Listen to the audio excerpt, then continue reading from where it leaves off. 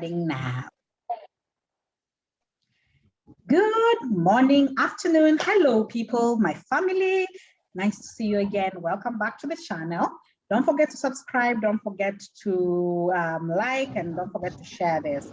So we are continuing with our series on what to do after high school, what I did after high school, what I want you to do after high school, and what you think you should do after high school. Remember, I'm Auntie Mercy, the amazing 40-year-old auntie who tells you things just as they are. I don't sugarcoat things. I just tell you from what I know from my vast network and from my vast experience living in this world for all these years.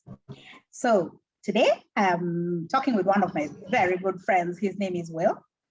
So Will went to school also in Switzerland. We were not in the same school. We actually were not even in the same year. I met him way after he had finished, I think a year or two after he had finished.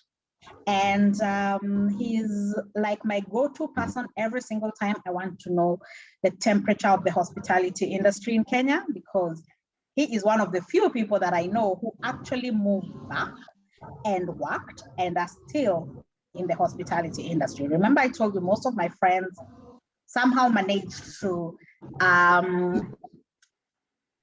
get other careers, which are, they used their hospitality training, but they did not get. And you can check down there, you will see a few recommendations of the other links of the other interviews that we have done. One of them was with Eve, the one who now works for a whole other marketing agency, but still uses her hospitality skills.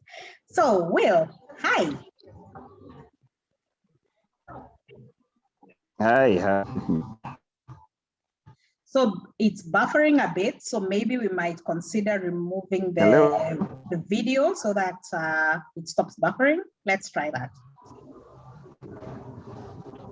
Okay, sure. Okay, sure. Hope that's better now. Yes. Yes. Hey, okay, great. Yeah, so. Bonjour, Mas. Yeah, so how are you? How is Nairobi?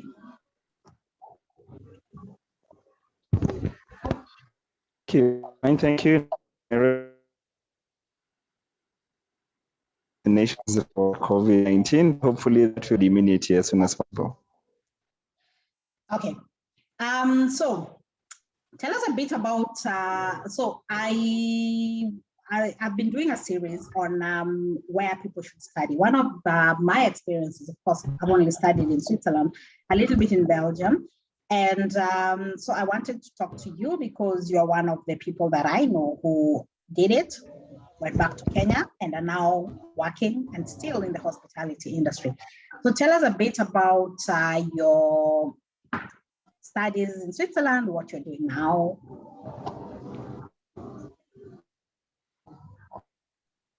Let's start with what you're doing now, and then and congratulations on your yeah. Great. Okay, so currently I am the asset manager for Movenpick Hotels, which is part of Accor Group. What an asset manager does is I am responsible for looking at the hotel management agreement between the owner of the property as well as the manager who is currently myself and the operator who is Accor. So we have synergy between ourselves and the owners, and we kind of counter check what the operator is meant to do, and is to have any management meetings and so forth and so on. Interesting, really very popular in something that's coming up in the market, and Kenya, I think this is one or two such an agreement with the operator. Being an international brand, the happens all around the world. It's just more prevalent in Europe and the US. Now in national brands coming. It's very interesting. Of course, was not there 10 years ago. But although I came back when I was in school, I studied in Switzerland, as we've just in the Alps near Geneva. Well, a place called Montreux.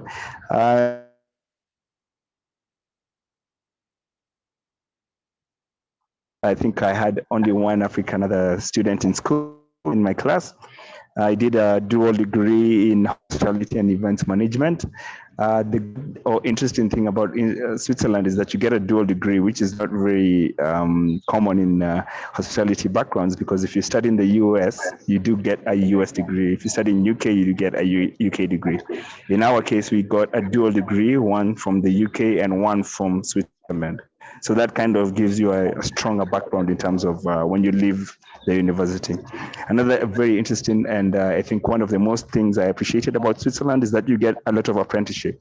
So in and within the course, I had 3 interns, 2 were mandatory and 1 was optional. Well, the first one was in Zurich, and I did on the ship in Zurich, which was very, very exciting. I got to learn a lot and also had a lot of quite a big number of exposures in terms of the number of clientele that we were serving, the cuisines, the different seasons in terms of Christmas and Christmas and so forth. So it was very interesting in terms of the first experience in an international field. Being Switzerland, you have to learn different languages. So in Zurich, I had to learn German, of which it's still, part and prevalent of my dialect right now. Second internship was in Basel, and this was more now like a promotion into front office and events management. And that's where, of course, now you start interacting a lot with the clientele. So you have to sharpen up your skills in terms of language, communication skills, and a lot of customer service based skills.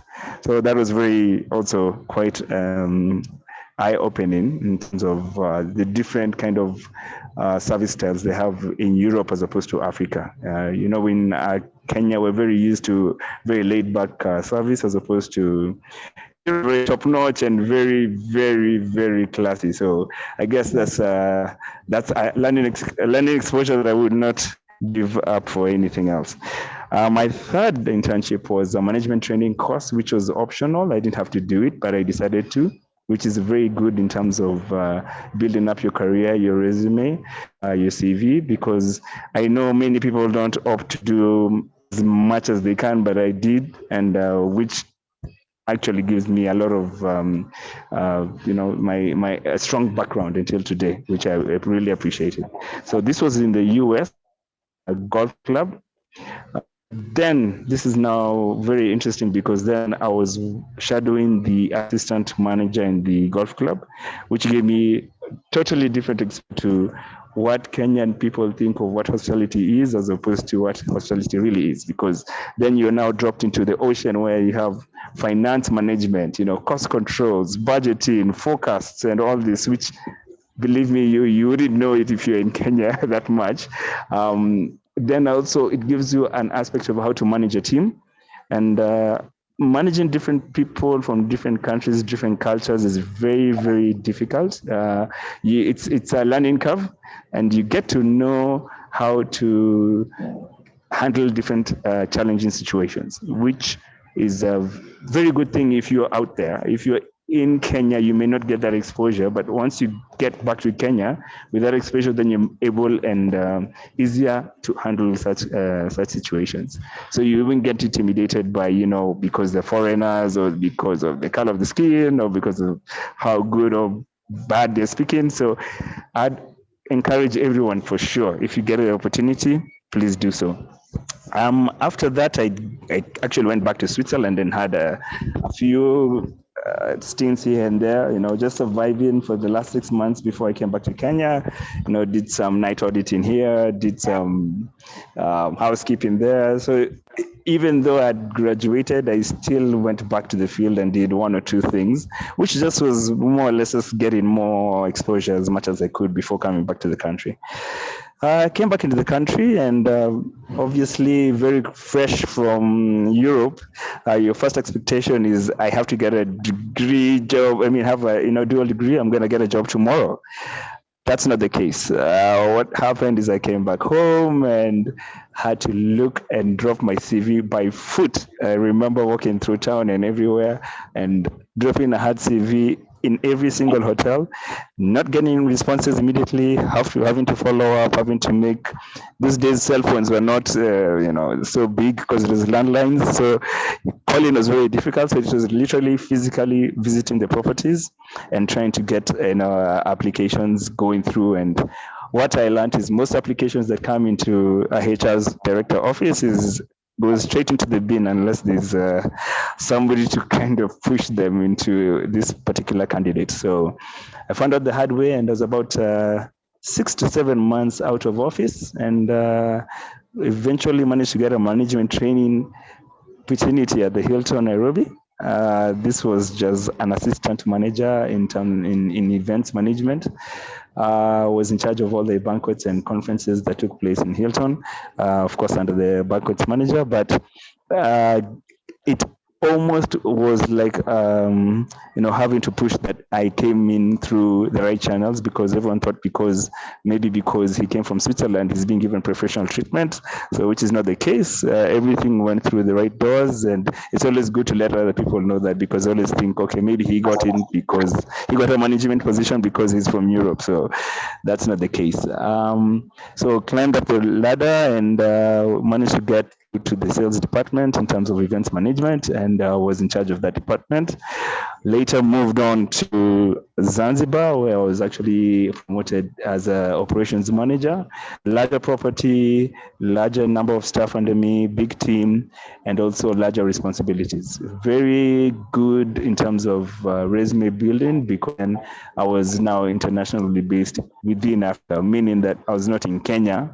I have Zanzibar exposure. That may be something which is interesting. I came back to the country and did a pre-opening for Sankara Hotel, which is currently part of the Marriott Group under the Autograph Collection. Very, very good and again experience, because pre-opening is not something that you get when you come from hospitality background. Pre-opening is usually left for the owners and the brand. For example, if Accor would come into the country, they would deal with the developer and the operator and the owner of the hotel, not with a gentleman who's just coming to do a pre-opening. So that is very new enough, but now it becomes number of brands coming into the country, hence giving the opportunity for pre-opening opportunities within Kenya, or for Kenyans. That I must say. So it was very new then, and we set up the hotel in terms of all the standard operating procedures, all the policies, all the litigation, all the hiring and recruitment, and also the training of the staff. Very, very eye-opening again, I must say. If anyone gets an opportunity to do a pre-opening, what it takes to do opening of a hotel into operation of the actual hotel. So if you get the opportunity, don't lose it out. After that, I left and went to a private entity, which was now a general management position. So it's the GM for apartment hotel. A few rooms, but of course, larger responsibility as a general manager. And the good thing with being now deal with the board of directors, this gives you another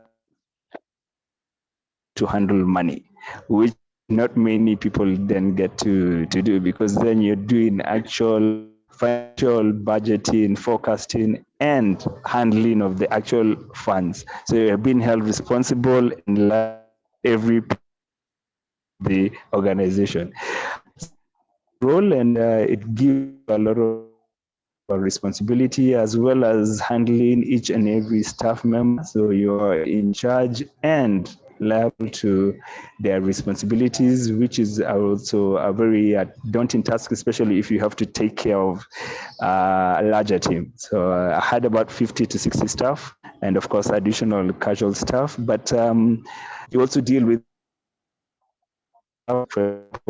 security staff and so forth, landscapers and all this. So it gives you a lot into what our hospitality establishment is. And also, for example, you have to get the property, get enough traction, and so you also become a marketer, and it's a large role, which is very interesting in terms of the hospitality aspect, which were never taught. For example, if you go to a local university, I thank God that I had the background, but not the background from Switzerland. So I think that was a good boost Then I'm currently now, like I said, after that, then I went to Muthaiga Golf Club, still as a general manager position. Being a social club, there's a lot of detail into client databases. So then you learn different aspects of customer database management. So quite a large scope in terms of.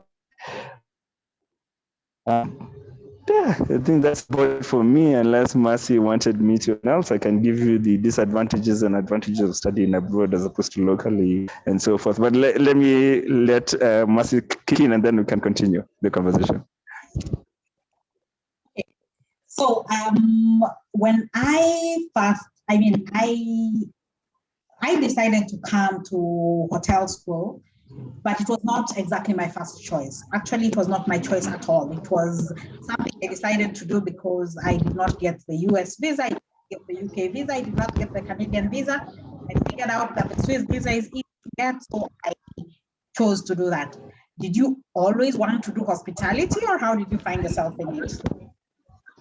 I totally agree with you, Mercy. I also had the same issue, but I had 3 options. I had the option to study either in the US or the UK. So I actually had 2 other letters of acceptance from 2 universities, one in the US, one in the UK.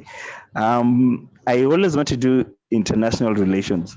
I don't know how that kind of got to the back burner, and I think the hospitality aspect also has the international relation kind of aspect where you're still dealing with international clientele either way. It's just not on the diplomatic scene. So I think, yeah, people just find themselves in hospitality, but it's quite broad in terms of what you can do, the exposure you can do in terms of international degrees that you can hold or positions you can hold.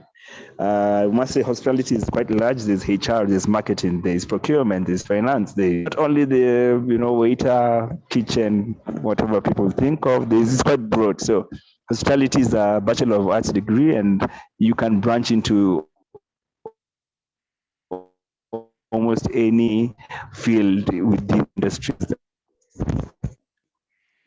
The other thing that many parents worry about, now this is for the parents, you and I are now parents, so eventually at some point, our little ones will be not little anymore. So I came when I was 21, and that was my first time away from Kenya, and there were no relatives. So the good thing with the hospitality schools is they're boarding schools. So you're living in the school, but then after that, there's the 6 months that you do your internship and then come back to school, and then there's the 6 months like that. So knowing what you know when you live here, would you be comfortable the same age that, let's say your child is 9, you be comfortable like sending your child off abroad and telling them, okay, school, let's go?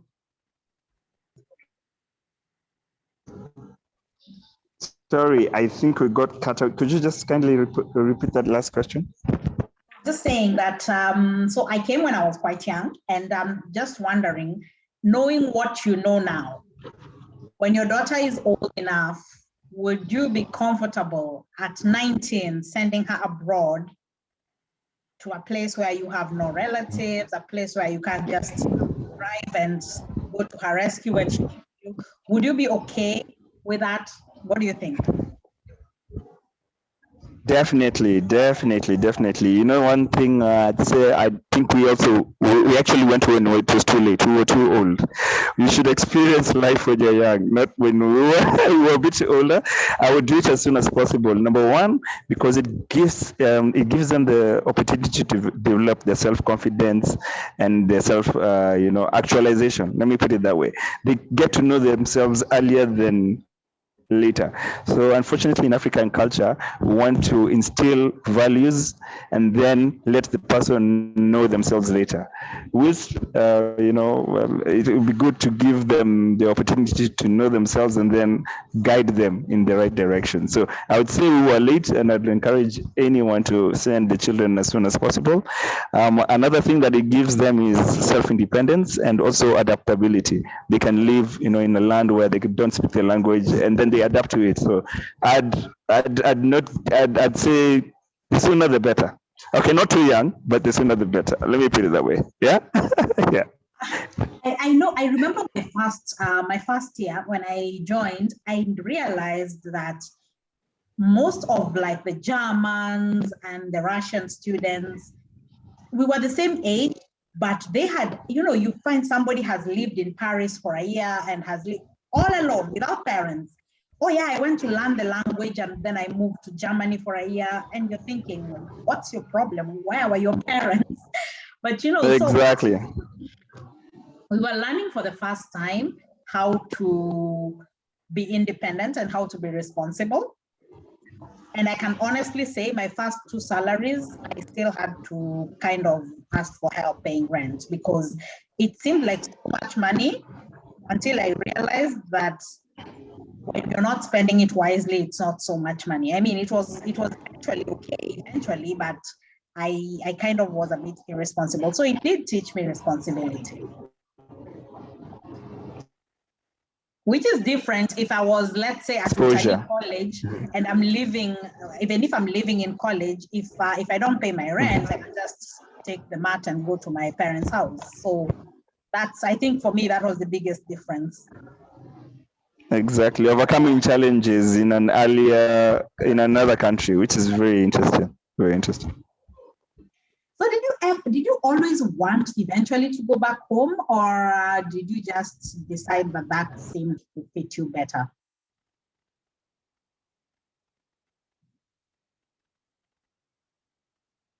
You're on mute.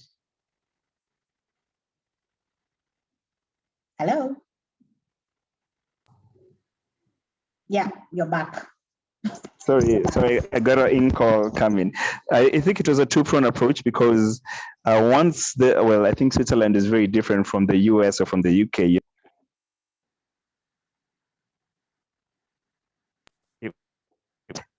Once your visa ends, you have to leave the country. That's number one. Number two, I did not feel comfortable staying there forever because obviously you want to come back home and establish your own family. So as you can see now, I just got recently a baby and, a wife 2 years ago. So I'd say if you're looking at maybe coming back home to, develop your family and everything, it'll be very important to come back home and start early. One thing I did realize is that whoever was in the country or whoever did not leave the country, they were quite ahead in terms of the careers. They had already worked in maybe an establishment for 5 or 4 years. So they already had a position waiting for them immediately after school, as opposed to us who left the country back and actually had to once you get into the position, you're lagging way ahead of you in terms of the position. So I'd say encourage people to come back home. If you're not planning to settle home, then well and good, like Mercy. I mean, you can, out of the frozen, you still see the app, in Switzerland. Either way it works, I'd say. Either way it works. Well, I mean, for me, it was more, I had never wanted to go back home eventually. I mean, my plan was not to be in Switzerland, but it was to be somewhere else. Then I just fell in love with Switzerland and figured out. But I kind of never wanted to go back home, partly because I just felt like I have already lived 20 years in this country. To live 20 years somewhere else before I can decide where I want to retire. So I was like, I am not coming back to Kenya until I'm at least 40. Now I'm 40 and I'm not coming. So I had always told myself that I kind of needed to somewhere else. But maybe that also has to do with, by the time I was graduating, my father died. So there was basically no family to go back to Kenya too. So that was maybe the reason why I wasn't that pressed. But I know quite a few people who did want to go back. They originally wanted to go back, but eventually just ended up not going back for I don't know what reason. Some got married. Okay, I think, yeah. I think I'll add on to that because maybe like, the language barrier, if you don't know the language and it's quite difficult to live there. So that's number one. Number two, maybe the cost. The cost is also quite high, but if you're earning in Europe, then you're able to manage your costs. So that way I'd say you can manage the cost. And then the third one for me was the prejudice or the stigma. Just being treated as a fourth class, fifth class citizen. That didn't go sit well with me, so I didn't really like that. And having gone to the US for my management training and seeing how people of the same color skin who are differently as opposed to Europe and vice versa, the examples I can give for me was a no-brainer where we're all the same, whether, it doesn't matter who's who. So I think those three for me were the major decision makers for me to come back home. Yeah. Anyway, I mean, it is a good experience normally. And as you said, when somebody, like now when you meet a Swiss guy, when you're working at Movenpick and a Swiss guy checks in, there's the added value of, you can say hi to him and, you can say guten Tag, wie geht's? So it kind of makes the person feel good, makes you look good at the hotel. And yeah, there's always the added quality of anything that you add. Anyway, so Will, do you have anything extra you want to say? A quick shout out or anything? Sure. Yes, words of encouragement is, even when you do come back home, I've never left my Swiss background, or I'm still involved so much in Switzerland. I almost feel like I'm still there. International network that I have, yes, my international network from school, that go in the world, I'll always have a bed to sleep in any capital city in this world. So that's very encouraging, and vice versa for my friends. If they come over, they know they have a bed to sleep in, somebody to pick up. Versa. So I keep on getting invites for Japan, for Mexico, Honduras, you name it. Anywhere in the world, I think I have one or two people I can call, and they will pick me up and they'll give me a place to sleep. So that's number one. Number two, in terms of the alumni, the school is so strong and now building the alumni. Our career network becomes so strong, whereby I have a lot of people in different fields, but from the same school. So we have an alumni network which is now growing, especially now the school has actually got more campuses and grown into this behemoth of the largest university in Europe in terms of hospitality. So the network is there, and meaning that I can look for opportunities internationally, not only locally. So that's a very big added plus. Another added thing that I think that I'm still working on, I'm currently the president of the alumni chapter in Kenya, and I still have so many, communication and network with the Swiss Club of Kenya, the Swiss Embassy, and so it's a whole holistic added value for me personally. And I still get invitations to go to Switzerland, whereby the school is actually catering for my accommodation and some, extra costs in terms of meals and so forth. So small things like that for me will give me added value for the rest of my life. I'd love my daughter and my wife one day to visit Switzerland as a holiday, So slowly I can see it's actually benefiting me in the long run. So it wasn't only just the time I was in school, it's just giving me more opportunities in the future. So I think that's all I had to say, and really, really encouraging for everyone else who can get an opportunity to do so. The funny thing is, I also do that when I travel. I usually go to the alumni website and I check if there's any alumni who works in that city. And I try, especially if they're in a hotel and I want a hotel, I try to get discounts that way. And it actually works. 9 out of 10 times, I don't even know them. We're not even in the same year, but you just drop the name of the school and all of a sudden you have 20% discount. Love that. Sorry. Family and friends rate. Yeah. Family and friends rate. Yeah. Exactly. So yeah, absolutely love that. Anyway, thank you so much for this, and glad to be able to see you, at least say goodbye. And well, when next time you're in Switzerland or next time I'm in Kenya, I'm not coming to Kenya in the next one year. But and hopefully with the family, you have a bed to sleep in. Thank you. You too. Thank you. Thank you so much. Okay, viewers, so don't forget to subscribe, and we will be having a few more talks. We are going to talk to the people who are kind of in charge of the schools that William and I went to.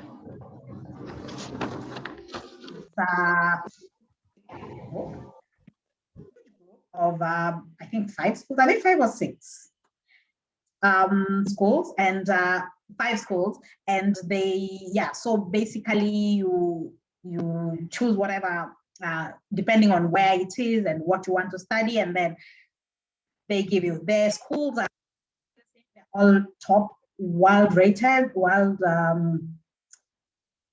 the top 20 you will find all those schools basically. They have amazing services. They're really basically very good schools, and that's where we went. And I will be talking to the people who are in charge of recruitment, and they will hopefully let us know how we are able to do this, and what COVID has changed about the recruitment, and what happens to people who have done it, and the process basically. So if you're considering it, make sure you subscribe and make sure that you are ready to get that information. So have a nice day. Bye-bye. Thank you. Bye.